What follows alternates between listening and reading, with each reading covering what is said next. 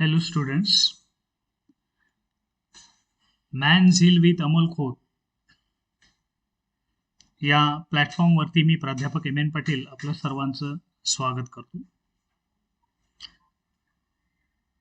आपण स्पर्धा परीक्षा आणि इंग्रजी विषयाचा अभ्यास या दृष्टिकोनातून आजच्या या लेक्चरमध्ये संवाद साधणार आहोत. While taking any kind of competitive examination, my dear students, you have to pay attention towards aspects of English language. मग असा संदर्भ असेल तर आपल्याला इंग्रजी भाषेची काही मूलतत्व सुद्धा आपल्याला माहीत असणं आवश्यक आहे. परंतु आपण मात्र मनामध्ये एक भीती घेऊन बसलेलो असतो की मला इंग्रजी आता काही येणारच नाही. तर तसं काही नाही. Practice makes man perfect, you know, and it requires your consistency in your studies. म्हणून मला तुम्हाला आजच्या लेक्चरमध्ये इंग्रजी विषयाचा अभ्यास करत असताना जी तुमच्या मनामध्ये असणारी भीती आहे ती घालवायची. परंतु यासाठी आपणही तितकंच थोडंसं सतर्क राहू. यापूर्वी तुम्ही काय शिकलं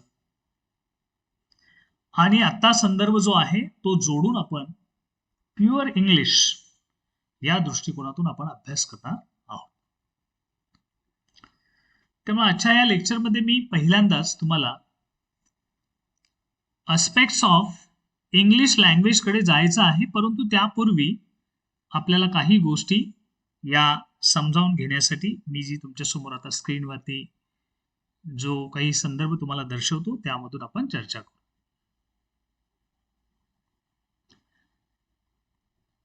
इसेन्शियल्स ऑफ इंग्लिश ग्रामर, आपण त्याला आता बेसिक असं म्हणू.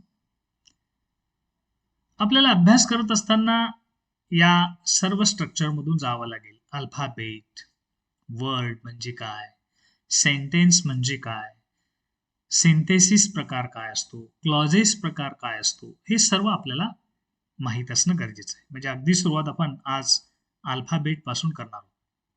हे पहिलं लेक्चर आपलं बेसिक असेल, लक्षात घ्या. पहा, मला हा एक प्रश्न तुम्हाला विचारायचा आहे. Did you know the meaning of the following words? मी आता काही शब्द तुमच्या समोर ठेवणार आहे. याचे काही अर्थ आपल्याला माहीत होते का आतापर्यंत, हे क्लिअर केलं पाहिजे. पहा, हे सगळे तुम्ही म्हणाल की हे सर्व आम्ही वाचलेलेच आहेत, परंतु अनवधानाने आपण त्यांचे अर्थ विसरून गेलेलो आहोत. थोडा वेळ घ्या, बघा. आता मी फक्त शब्द वाचतो, तुम्हाला त्याचा अर्थ माहीत असेल तुमचं तुम्ही फक्त गृहीत धरा, मी नंतर लगेचच तुम्हाला सांगेन. I, we, you, he, she, it, they, me, us, him, her, them, my, our, your, his, their, this, that, these, those, am, is, are, was, were, have or has, had, shall be or will be, what, when, where, who, why, whom, how, how many, how much, which, whose, noun, pronoun, adjective, verb, adverb, preposition, conjunction, interjection. हे नेहमी तुमच्या समोर येणारे शब्द मी काही तुमच्या समोर मांडलेले आहेत. अगदी बेसिक. हे काय आपण अगदी परीक्षेला कसे प्रश्न विचारले तर एकदम नाही. आता आपल्याला सुरुवात इथून करायची. पण आपण हे विसरलेलो आहोत काय. पहा, तुम्हाला अर्थ माहीत होता का हे तुम्ही नंतर मला सांगू शकता, पण आता मी मात्र या सर्व शब्दांचे अर्थ सांगणार आहे. आय ह्या प्रोनाउनचा अर्थ आहे मी. वी म्हणजे आम्ही. यू म्हणजे तू किंवा तुम्ही. ही म्हणजे तो. शी म्हणजे ती. इट म्हणजे ते. दे, ते, त्या, ती. मी याचा अर्थ मी संदर्भानुसार बदलतो, मात्र मी इथं मला असा अर्थ सांगेन. असा अर्थ सुद्धा संदर्भानुसार बदलेल, पण मी आता इथं आम्हाला असा अर्थ सांगेन. हिम त्याला, याचाही अर्थ संदर्भानुसार बदलू शकतो. हरचे दोन अर्थ निघू शकतात, एक तिला आणि तिचा तिची तिचे. देम म्हणजे त्यांना, माय म्हणजे माझा माझी माझे. अवर म्हणजे आमचा आमची आमची. युअर म्हणजे तुझा तुझी तुझे, तुमचा तुमची तुमचे. हिज म्हणजे त्याचा त्याची त्याची. दिअर THEIR त्यांचा त्यांची त्यांची. धिस म्हणजे हा ही हे. दॅट म्हणजे तो ती ते. दोज दीज म्हणजे हे ह्या ही. दोज म्हणजे ते त्या ती. एम आहे, इज आहे, आर आहे, आहोत आहात, आहेत आहोत आहात. वॉज होतो होती होता एकवचनी अर्थानं आपण त्याचा विचार करतो. होतो होता होते आणि एकवचनी अर्थानं वेअरचा यूज करतो आपण. आता हॅव हॅज आहे सेन्स मध्ये आपण विचारात घेऊ. हॅड होते जवळ होते अशा अर्थाने मानतो. हॅव हॅजचे सुद्धा असेच अर्थ आपण काही वेळेला घेऊ शकतो. म्हणजेच ज्या जवळ आहे अशा सेन्स मध्ये हॅव हॅज म्हणू शकतो. ज्या जवळ होते अशा अर्थानं आपण हॅड म्हणू शकतो. शाल बी विल बी म्हणजे असेल असेल. वॉट हा शब्द काय तुम्हाला परिचितच आहे.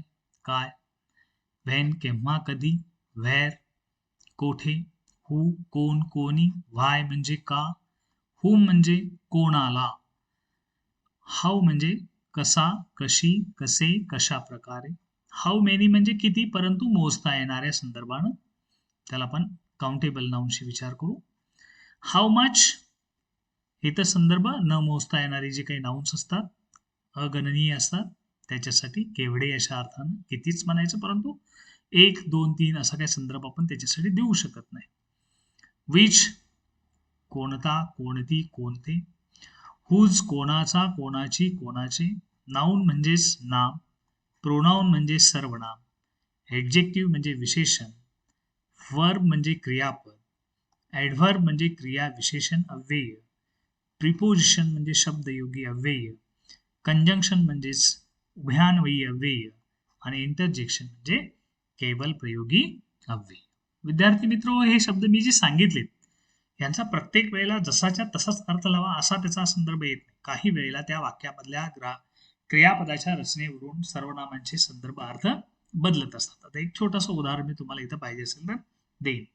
आता जनरली या ठिकाणी आय याचा अर्थ मी असं सांगितलं तुम्हाला लक्षात ठेवायचं. परंतु मी ज्या वेळेला संदर्भ मी घेईन आय वॉज आस्क्ड त्यावेळेला इथं संदर्भ आयचा मात्र मला असा अर्थ तुम्हाला लागू शकेल. लक्षात ठेवायचं म्हणजे गोंधळून जाऊ नका.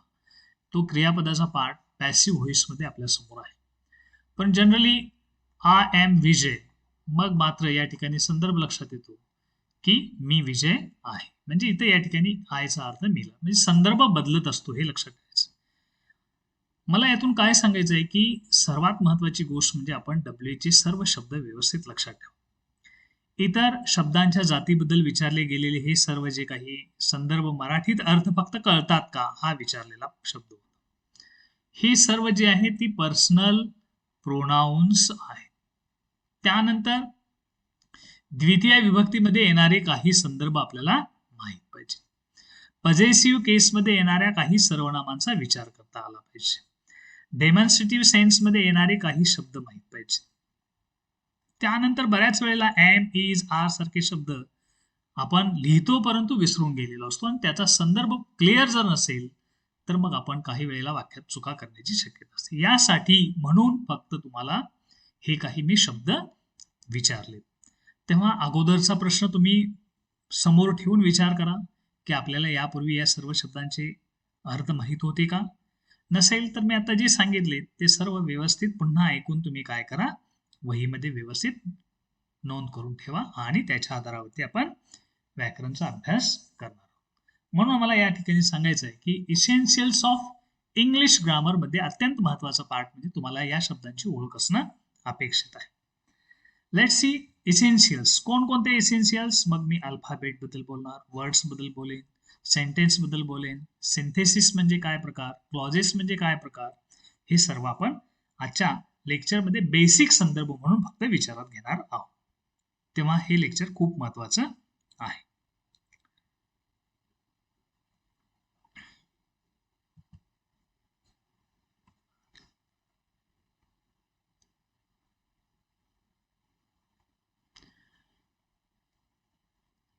पहिली कन्सेप्ट आपण विचारात घेणार आहोत ते आहे अल्फाबेट. तुम्ही म्हणाल आज आम्हाला sir A to Z letters बद्दल विचारत आहेत का? Yes, you must know these letters. माहीतच पाहिजेत. का बरं? तर अल्फाबेट ही कन्सेप्ट आपल्याला क्लिअर असणं का गरजेचं आहे? जेव्हा आपण पुढे काही आर्टिकल सारखे टॉपिक जेव्हा विचारात घेतो तेव्हा याचं किती महत्व आहे हे तुमच्या लक्षात येईल. अल्फाबेट म्हणजेच काय? तर आपण त्याला मुळाक्षरे असं म्हणतो. It is a set of letters consisting of vowels and consonants. बघा मी दोन कन्सेप्ट तुमच्या समोर आणलेले आहेत. वॉवेल्स म्हणजे स्वर, कॉन्सोनंट्स म्हणजे व्यंजने. मग टोटल लेटर्स किती आहेत? 26. 26 पैकी वॉवेल्स आणि कॉन्सोनंट्स मध्ये विचार केला तर यू नो दॅट व्हॉट की there are 5 vowels and remaining 21 letters are consonants. 5 स्वर आहेत आणि 21 व्यंजन आहेत. अगदी बरोबर आहे. मग हा संदर्भ जर येत असेल तर आपण यांना स्वर का म्हणायचं बरं? उदाहरणार्थ स्वर म्हणून आपण A, E, I, O, U आणि राहिलेली सगळी B, C, D, F etcetera जी लेटर्स आहेत त्यांना आपण व्यंजने म्हणतो. Why should we call them vowels and consonants? तर इथे मी एक सांगेन तुम्हाला.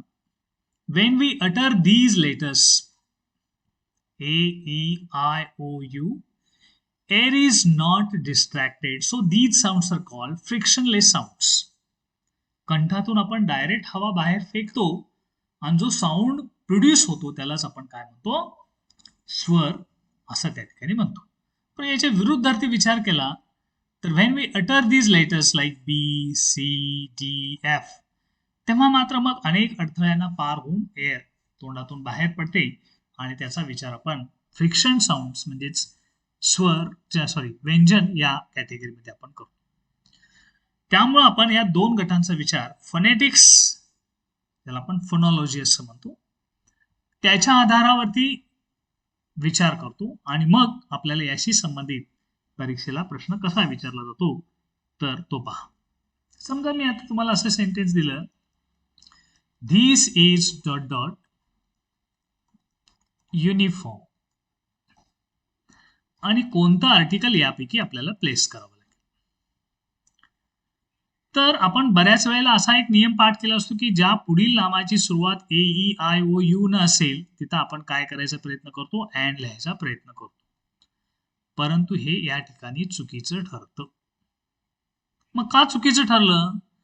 तर या शब्दाचा उच्चार कसा होतो तर तो युनिफॉर्म मधून यू मिळाला असेल तर, म्हणजे हा स्वर की व्यंजन कडे जातो तर व्यंजन साऊंड कडे जातो. म्हणून या ठिकाणी याला आपण अँडच्या ऐवजी उत्तर काय लिहायला पाहिजे? ए लिहायला पाहिजे. धिस इज ए युनिफॉर्म असं म्हणायला पाहिजे.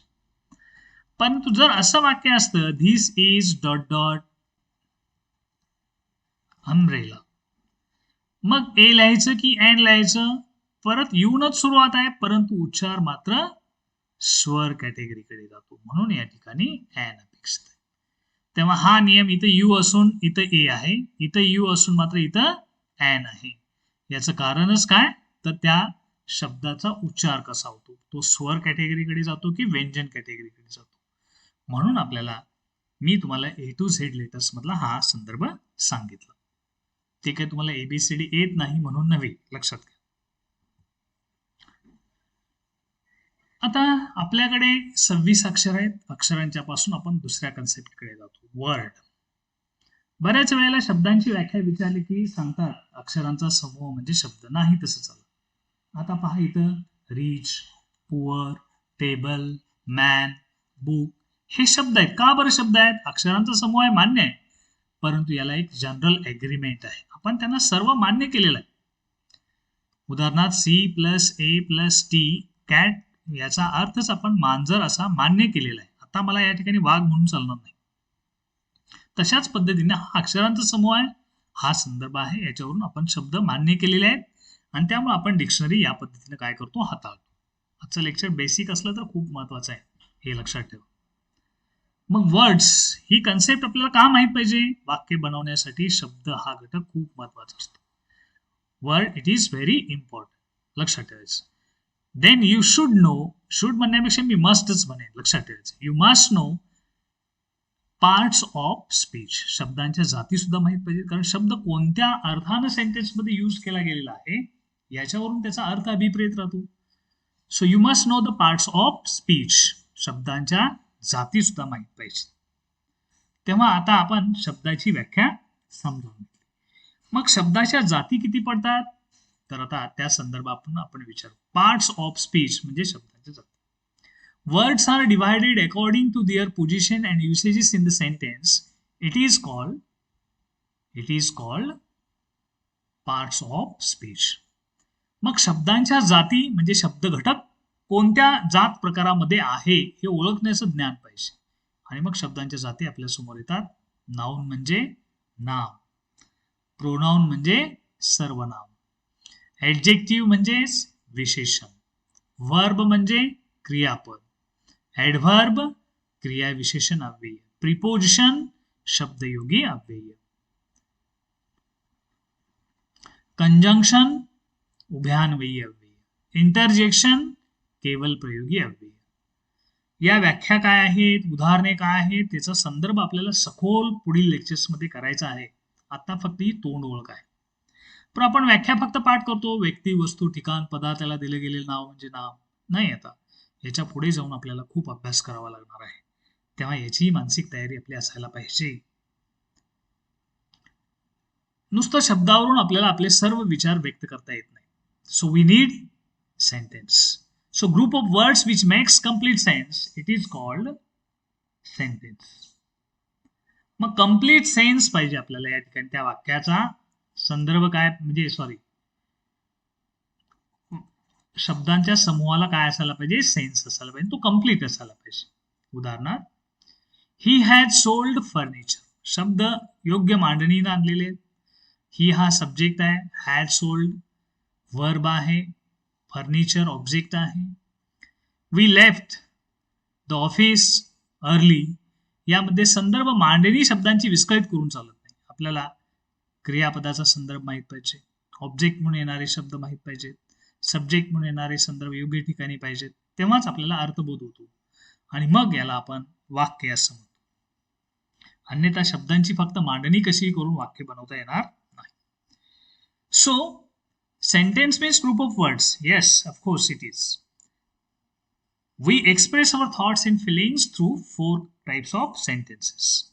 म्हणून आपल्याला आता अत्यंत महत्वाचा पार्ट आहे तो काइंड्स ऑफ सेंटेन्सेस. त्याला आपण वाक्याचे प्रकार म्हणतो. हे सुद्धा आपल्याला चांगलं माहित असणं गरजेचं आहे. का बरं? जेव्हा आपण पुढे डायरेक्ट इनडायरेक्ट स्पीचचा विचार करतो तेव्हा आपल्याला वाक्य रूपांतरण करण्याचं नॉलेज पाहिजे.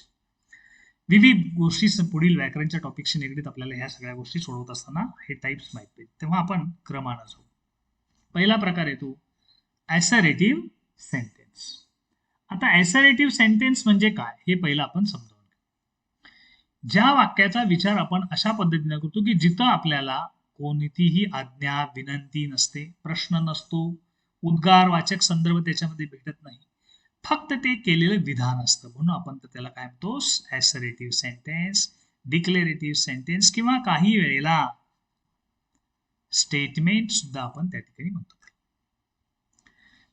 मग असा प्रकार विचारात घेतल्यास बघा, mathematics is a difficult subject. वाक्याच्या शेवटी फुल स्टॉप आहे, सब्जेक्टनं सुरुवात झालेली आहे, याच्यात कुठली विनंती आज्ञा नाही, हुकूम नाही, उद्गार नाही, प्रश्न नाही. मधुरा युजली कम्स लेट, याच्यातही वाक्याच्या शेवटी फुल स्टॉप आहे, सब्जेक्टनं सुरुवात झालेली आहे, म्हणजेच हे वाक्य विधानार्थी आहे. दुसरा वाक्य प्रकार आपल्या समोर आहे इंट्रोगेटिव्ह सेंटेन्स, ज्याला आपण प्रश्नार्थी वाक्य. प्रश्नार्थी वाक्याचे दोन प्रकार पडतात. एक ज्याला आपण एसनो टाईप म्हणजेच प्रत्यक्षात त्याला आपण व्हर्बल क्वेश्चन्स म्हणतो. व्हर्बल म्हणजेच काय, ज्या प्रश्नाची सुरुवात क्रियापदाने म्हणजे सहाय्यकारी क्रियापदाने होते, की ज्याचं उत्तर आपण फक्त होय किंवा नाही अशा अर्थानं आपण देतो. मग जर असं असेल तर आपण येस नो मध्ये संदर्भ देत असताना पहा या ठिकाणी प्रश्न कसा विचारलेला आहे. इथं वाक्याच्या सुरुवात डू यू नो हिम असा विचारलेला आहे. डू यू नो हिम, वाक्याची सुरुवात डू न झालेली आहे आणि याचं उत्तर होय किंवा नाहीच येणार आहे. दुसरा घटक आपल्या समोर येतो प्रश्नार्थी वाक्यामध्ये WH क्वेश्चन्स, ज्याला आपण WH शब्दानं सुरू होणारे प्रश्न. आणि मी तुम्हाला थोड्याच वेळापूर्वी WH चे सर्व शब्द सांगितलेले आहेत, ते सर्व वाचणं आपण अपेक्षित आहे. पहा आता या ठिकाणी काय परिस्थिती येते. How long have you been waiting, या सेंटेन्स मध्ये हाऊ हा वर्ड आला. आता तुम्ही मला WH नाही पण हा त्याच्यामध्ये कन्सिडर केला गेला. वेअर डू यू लिव्ह सारखा प्रश्न आहे. Which game do you like to play, संदर्भ हे प्रश्न तुम्हाला आठवत असतील. वाक्य प्रकारामध्ये तिसरा प्रकार येतो तो इम्पेरेटिव्ह सेंटेन्स, याला आपण आज्ञार्थी वाक्य असं म्हणतो. आज्ञार्थी वाक्यामध्ये संदर्भ आपल्याला सरळ सरळ कळतो की ज्या वाक्यामध्ये विनंती, आज्ञा, हुकूम संदर्भ आपल्याला मिळतात त्याला आपण आज्ञार्थी वाक्य म्हणतो. Do it as I said, let me explain, let's go home. संदर्भ काही हे जे आहेत यामध्ये येतात. सजेशन मोड मधली सुद्धा वाक्य काही या ठिकाणी लाईक लेट्स गो होम हे सुद्धा समजावून घ्या की ही इम्पेरेटिव्ह सेंटेन्स मध्ये आहे. एक्सक्लेमेटरी सेंटेन्स याला आपण उद्गारवाचक वाक्य असं म्हणतो. उद्गारवाचक वाक्य म्हटलं की आपल्या भावना तात्काळ व्यक्त करणारं वाक्य. Hurray she has stopped again, what a beautiful scene it is, how clever you are, alas we have lost the match. या सेंटेन्स मध्ये हा वर्ड नाही आहे, लक्षात घ्या. alas we have lost the match म्हणजे या सेंटेन्स मध्ये आपल्या ज्या तात्काळ भावना आहेत त्या ठिकाणी व्यक्त होत आहेत असं आपल्याला लक्षात. विशेषतः वॉट आणि हाऊ न सुरू होणारी वाक्य आपण पाहिलेली होती, पण हे एक्सक्लेमेशन आल्यानंतर सुद्धा हा संदर्भ एक्सक्लेमेटरी सेंटेन्स मधला आहे हे आपल्याला लक्षात आलं. मग विद्यार्थी मित्र आपल्याला लक्षात आलं असेल की आपण सर्व काही विचार आपण जे व्यक्त करतो या बेसिक 4 टाइप्स ऑफ सेंटेन्स मधून व्यक्त करतो.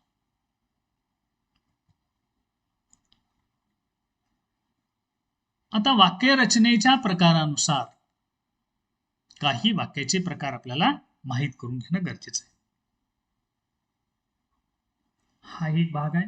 आणि आता आपण कॉम्पोनंट ऑफ सेंटेन्सेस या संदर्भानं चर्चा करणार आहोत. वाक्याचे आता मुख्य घटक कसे पाडायचे हे आपण समजावून घेऊ. वाक्यामध्ये सब्जेक्ट असतो त्याला आपण कर्ता असं म्हणतो, आपण त्याच्यासाठी शॉर्ट फॉर्म यस सतत लिहिणार आहोत. वर्ब म्हणजे क्रियापद, याच्यासाठी आपण पी असं लिहिणार आहोत. ऑब्जेक्ट म्हणजे कर्म, याच्यासाठी आपण ओ लिहिणार आहोत. आणि कॉम्प्लिमेंट म्हणजे पूरक शब्द, त्याच्यासाठी आपण सी लिहिणार आहोत. सब्जेक्ट म्हणजे काय, क्रिया करणारा कर्ता. क्रियावाचक शब्द म्हणजे क्रियापद, कर्त्यानं केलेली क्रिया स्वीकारणारा शब्द म्हणजे ऑब्जेक्ट. आणि काही वेळेला क्रियापदाला स्वतःचा अर्थ पूर्ण करण्यासाठी कर्म न घेता काही वेगळे शब्द घ्यावे लागतात, तेव्हा त्याला आपण कॉम्प्लिमेंट असं म्हणतो. तेव्हा ह्या संदर्भानं काही गोष्टी आपल्याला माहीत असणं अपेक्षित आहे. ते आता आपण क्रमानं पाहू. कसं ते पहा. Mister Desai helps the poor. या सेंटेन्स मध्ये मिस्टर देसाई हा सब्जेक्ट आहे, हेल्प्स हे क्रियापद आहे. कोणाला, तर द पुअर हे कोण आहे, ऑब्जेक्ट आहे. Mister Desai is a businessman. आता या ठिकाणी इज ला संदर्भ इथे कर्माची गरज नाही, कारण त्या ठिकाणी त्याचा अर्थ पूर्ण करण्यासाठी आपल्याला पूरक शब्द जोडावा लागला. ए बिझनेसमॅन. आता आपण सिंथेसिस या घटकाकडे येणार. सिंथेसिस म्हणजे काय, तर वाक्य संयोगीकरण ही गोष्ट आपल्याला माहीत पाहिजे. त्याच्यानुसार आपण काही सेंटेन्सचे प्रकार आपण अभ्यास करू. पहिला संदर्भ सिंपल सेंटेन्स. सिंपल सेंटेन्स म्हणजे साधं वाक्य. हे अगदी बरोबर आहे. त्याला आपण केवल वाक्य असं म्हणतो. केवल वाक्य असं म्हणतो. केवल वाक्य याची व्याख्या काय, तर ज्या सेंटेन्स मध्ये एकच कर्ता आणि एकच क्रियापद आहे. A sentence which is made up of one subject and one predicate, it is called a simple sentence. Sentence मोठं असू शकतं बरं का. उदाहरणार्थ, on hearing of the victory they cheered. आता सेंटेन्स मधला या संदर्भानं पाहायला गेला तर दे सब्जेक्ट आहे, चीयर्ड हा प्रेडिकेट आहे. परंतु यातून आपल्याला लक्षात येतं की सेंटेन्स मधला हा जो पार्ट आहे तो त्याच्यासाठी आवश्यक असणारा पूरक संदर्भ आला. परंतु या ठिकाणी सब्जेक्टची भूमिका खरी कोण करायला आहे, दे. चीयर्ड कोण, वर्ब. म्हणजे या ठिकाणी दुसरं कुठलं क्रियापद आहे का, तर आहे असं दिसतं तुम्हाला, पण हे काय फायनाईट नव्हे, काळ सांगणारा संदर्भ नव्हे. मुख्य या ठिकाणी या सर्व वाक्याचा काळ इथं आहे. त्यामुळं आपल्याला वाक्य भलं मोठं दिसेल पण वाक्याचा अर्थबोध करण्यासाठी एकच कर्ता आणि एकच क्रियापद असणाऱ्या वाक्याला आपण सिंपल सेंटेन्स म्हणतो. इथे तीच परिस्थिती आहे. Running fast he caught the bus. Subject खरा हा, कॉट हे काळ सांगणार खरं क्रियापद. तो रनिंग या ठिकाणी वेगळ्या भूमिकेमध्ये आलेली. मी तुम्हाला नॉन फायनाईट जेव्हा शिकवणार आहे तेव्हा या सर्व गोष्टी तुमच्यासमोर क्लिअर होतील. आता मी जर ते सांगितलं थोडं तुम्ही गोंधळून जा. तेव्हा इथं संदर्भ जो आहे तो एकच कर्ता आणि एकच क्रियापद घेऊन येणाऱ्या वाक्याला आपण सिंपल सेंटेन्स असं म्हणतो. दुसरा संदर्भ आपल्या समोर येतो तो म्हणजे कंपाऊंड सेंटेन्स. कंपाऊंड सेंटेन्स म्हणजे आपण त्याला संयुक्त वाक्य असं म्हणतो. संयुक्त वाक्य याची व्याख्या काय, दोन किंवा दोन पेक्षा जास्त अर्थबोध पूर्ण करणारी वाक्ये जेव्हा एखाद्या उभयान्वयी अव्ययानं किंवा आवश्यक असणाऱ्या उभयान्वयी अव्ययानं जेव्हा जोडली जातात तेव्हा त्याला आपण संयुक्त सेंटेन्स संयुक्त वाक्य म्हणजेच कंपाऊंड सेंटेन्स म्हणतो. हे sentence which is made up of two or more than two main clauses. Main clauses असा शब्द प्रयोग मी वापरला आणि ते जोडण्यासाठी आपल्याला काही वेळेला कंजंक्शनची गरज असते. स्टडी हार्ड हे एक वाक्य आहे, यू विल फेल हे एक वाक्य आहे आणि हे या ठिकाणी वापरलेलं कंजंक्शन आहे, लक्षात घ्यायचं. The sun rises in the east and sets in the west. या सेंटेन्स मध्ये the sun rises in the east हे एक वाक्य आहे आणि अँड न कंजंक्शन हे वाक्य जोडलेलं आहे पुढचं. इथं ही द सन इथं ही सब्जेक्ट आहेच, तो गृहीत धरला गेला. The sun sets in the waste.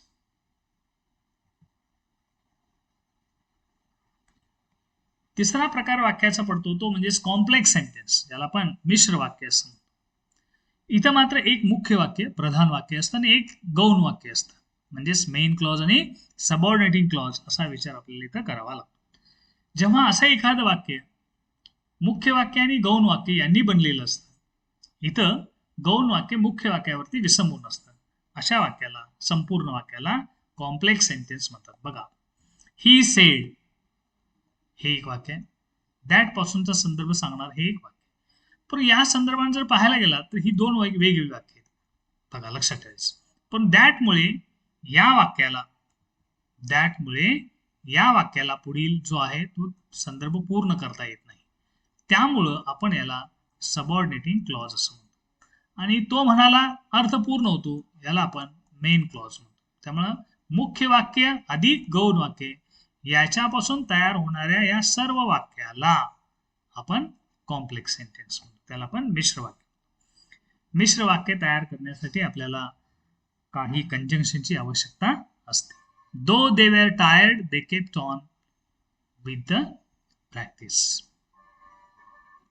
Clause. Clause म्हणजे वाक्यांशाचा जो भाग असतो तो आपल्याला अभ्यास करायचा आहे. क्लॉज म्हटलं की तुम्हाला माहित आहे मेन क्लॉज आणि सबऑर्डिनेटिंग क्लॉज असे त्याचे प्रकार पडतात. उदाहरणार्थ पहा, everyone heard what he said. Everyone heard, सर्वांनी ऐकलं. इथं संदर्भ लक्षात येतो की हे एक पूर्ण अर्थबोध देणारं वाक्य. पण व्हॉट पासून इथं हा संदर्भ हे पण ही आहे, सेड आहे, परंतु व्हॉट या शब्दामुळे याला अर्थ अपूर्ण प्राप्त होतो. त्यामुळे हा सबऑर्डिनेटिंग क्लॉज, हा मेन क्लॉज. आता ठीक आहे, आपण क्लॉज दोन गटात केले. परंतु सबऑर्डिनेटिंग क्लॉजचे काही प्रकार आपल्याला अभ्यास करावे लागतात. टाइप्स ऑफ क्लॉजेस पहा. काही ऍडव्हर्ब क्लॉज आहे, काही ऍडजेक्टिव्ह क्लॉज आहे, काही नाउन क्लॉज आहे. मग हा संदर्भ विचारात घेतला तर आपल्याला लक्षात येतं की ऍडव्हर्ब क्लॉजचे 9 प्रकार आहेत. ऍडजेक्टिव्ह क्लॉज प्रकार नाहीत, परंतु तो आपल्याला अभ्यास करावा. नाउन क्लॉज प्रकार नाहीत, परंतु त्याचे कार्य आहे. तेव्हा हा सगळा पार्ट आपण पुढे क्लॉजेस मध्ये अभ्यास करणार आहोत. तेव्हा या सर्व गोष्टींचा अभ्यास आपण करणं अपेक्षित आहे. हा संदर्भ आपल्याला डोळ्यासमोर ठेवून पुढे जावं लागेल. आता स्पर्धा परीक्षेची तयारी करत असताना आपल्याला या सर्व शब्दांची तयारी आवश्यक आहे, मी तुम्हाला सांगितलेलं आहे. जे मगाशी मी शब्द थोड्या वेळापूर्वी तुमच्या समोर ठेवलेले होते, हे तुम्ही सर्व पाठ केलेले आहेत असं मी गृहीत धरतो. तुम्हाला मी सर्व बेसिक अगदी अल्फाबेट पासून कॉम्प्लेक्स सेंटेन्सेस पर्यंत सांगितलेलं आहे. या सर्व कन्सेप्ट तुमच्या क्लिअर आहेत असं गृहीत धरून जातो. आणि आता आपण स्पर्धा परीक्षेचा अभ्यास करत असताना आपल्यासमोर ज्या गोष्टींची तयारी परफेक्ट करावी लागते ती कोणती याबद्दल मी आता सांगणार आहे. कोणतीही स्पर्धा परीक्षा द्यायची असेल आणि इंग्रजी विषयाशी निगडीत आपली तयारी करायची असेल तर आपल्याला या खालील 3 विभागांचा अभ्यास सखोल करणं आवश्यक आहे. बघा, पहिला घटक, आपल्याला सर्व ग्रामर आणि ते व्यवस्थित माहित पाहिजे. ज्याच्यामध्ये आर्टिकल्स टॉपिक आहे, ज्याला आपण ए अँड द उपपदे केव्हा उपयोगात आणायचे असतात त्याचा अभ्यास चांगला पाहिजे.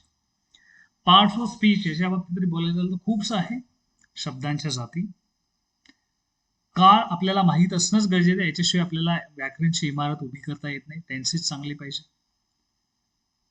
वाक्य रूपांतरण करण्याच्या सर्व पद्धती त्या आपल्याला माहीत पाहिजेत. Change the voice, indirect speech, degree of comparison, unless if नॉटच्या रचना, ॲसर्टिव्हचे, एक्सक्लेमेटरी करणं, अफर्मेटिव्ह, निगेटिव्ह करणं, सर्व वाक्य संयोगीकरण तरी जमलंच पाहिजे. सिंपल, कंपाऊंड, कॉम्प्लेक्स सेंटेन्स कळालं पाहिजे. क्लॉजेसचं ज्ञान पाहिजे. क्लॉज आयडेंटिफाय करा म्हणून सांगितलं जातं, किंवा क्लॉज करेक्ट त्या ठिकाणी देणारा संदर्भ चूज करा म्हणून सांगितलं. असे अनेक घटक तुम्हाला या ठिकाणी व्याकरणचे चांगले करून घ्यावे लागतात. आणि आता सर्वात आणखी महत्वाची गोष्ट म्हणजे पंक्च्युएशन, विरामचिन्हांचा उपयोग कसा करायचा. याच्याही पुढे जाऊन हे सर्व अभ्यास तुम्ही चांगला केला असेल तर आता विचारले जाणारे प्रश्न जे आहेत ते कॉमन एरर्स, वाक्यात चूक दाखवायची. व्याकरणचा टॉपिक कोणता आहे हा तुम्हाला सांगायचंच नाही आणि तुम्हाला प्रश्न विचारायचा की यातील चूक शोधा किंवा कोणता पार्ट चुकीचा वाटला तो चूज करा. म्हणजे याचा अर्थ जोपर्यंत हे सर्व व्याकरणचे टॉपिक आपले वरचे चांगले होत नाहीत तोपर्यंत आपण एरर फाइंडिंगशी संबंधित प्रश्नांची उत्तरं देऊ शकत नाही. हाच घटक आपल्याला बहुतांशी मार्क देऊन जाणार आहे. तेव्हा आपण टप्प्याटप्प्याने याचा विचार करणार आहोत. सेकंड पार्ट आपल्या समोर आहे व्होकॅब्युलरी. शब्दसंग्रह आपला चांगला पाहिजे. बहुतांशी आपल्याला सिलेबसमध्ये प्रश्न हे असे असतात: सिनॉनिम्स, समानार्थी शब्द, अँटोनिम्स, विरुद्धार्थी शब्द, वन वर्ड सबस्टिट्यूशन म्हणजेच अनेक शब्दांच्यासाठी एक शब्द, फ्रेजिस म्हणजे आपण त्याला शब्दसमूह म्हणतो, इडियम्स वाक्प्रचार किंवा हा पण शब्दसमूहच असतो. आणि या सर्व दृष्टिकोनातून मग सफिक्स, प्रफिक्स म्हणजे काय असतं, वर्ड फॉर्मेशनचे सगळे संदर्भ आपल्याला रिप्लेस करून येणारा कोणता वर्ड तयार होऊ शकतो, असे अनेक संदर्भ या ठिकाणी या घटकामध्ये असतात. हा पार्ट तसा मार्क देऊन जाणारही आहे केव्हा, जर आपण फ्रिक्वेंटली आस्क्ड आपण काही शब्द चांगले विचारात घेतला तर. नाहीतर आपण याच्यासाठी नेहमी वाचणं आणि ते उपयोगात आणणं हाच एक पर्याय आपल्याकडे राहतो. तिसरा घटक आपल्या समोर येतो म्हणजेच कॉम्प्रेहेन्शन, ज्याला आपण आकलनावरती आधारित संदर्भ. आकलनावरती आधारित प्रश्न, रीडिंग कॉम्प्रेहेन्शन, आपल्याला उतारा देऊन प्रश्नांची उत्तरं सुद्धा असू शकतात. हा संदर्भ आपण त्या ठिकाणी विचारात घेऊन काय करायचं आहे, सर्व घटकांची तयारी करायची आहे. तेव्हा इथपर्यंतच्या सर्व गोष्टी आपल्याला माहीत झाल्या असतील तर आपण आता पुढील टॉपिकला सुरुवात करायला काही हरकत नाही. मग आता यावरून आपल्याला काय लक्षात आलं की आपलं ग्रामर चांगलं पाहिजे. ग्रामर चांगलं पाहिजे तर यातील पहिला हा घटक आपला चांगला पाहिजे, याशिवाय पुढच्या काही गोष्टी आपल्याला समजत नाही. त्यामुळे टेन्स म्हणजे काय हा संदर्भ आपण समजावून घेणार आहोत. पण टेन्स ही कन्सेप्ट आपल्याला समजावून घेण्यासाठी टेन्स हा संदर्भ जास्तीत जास्त कशामध्ये आपल्याला मिळतो, तर तुम्हाला मी सेंटेन्सचे काही पार्ट सांगितले होते. S plus V plus O oblique C, म्हणजेच एस म्हणजे सब्जेक्ट, व्ही म्हणजे वर्ब, ऑब्जेक्ट म्हणजे कर्म, संदर्भ सांगितलं तुम्हाला. हा, मग आता हा संदर्भ जर असेल तर आपल्याला वर्ब चांगला माहित असेल तर टेन्स कळणार आहे.